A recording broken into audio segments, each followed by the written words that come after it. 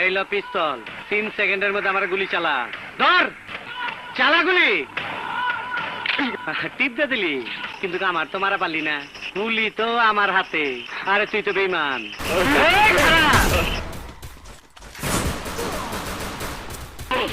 কি হইলো সাংবাদিক? মামলা করবি না, সাক্ষী দিবি না? তো খানকে বলা মরছে মরছে মরছে দুটো লটটা লই।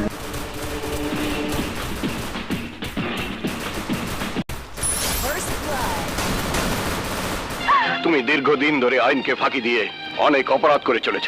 এবার তুমি আইনের হাত থেকে বাঁচতে পারবে না। ওসি রফিক হাসানকে খুন করা দায়ে তোমাকে গ্রেফতার করা হলো। থানা হাজত তো অপরাধীর লাইগা, আমার মতন ভালো মানুষের জন্য না। আমারে কিন্তু ছাইরা দিবেন, খামাখা হাতে লোহার চুরিটা পরাইলেন।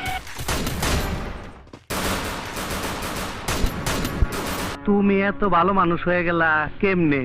মনে হয় তুমি হজে যাইবা। মানুষকে ভালো হতে হলে হজ করতে হবে এমন তো কোনো কথা নেই। অন্যায় তো অনেক করলাম, এবার একটু ভালো হয়ে দেখি না। 101টা বিলাই মাইরা হজে মেলা করছো।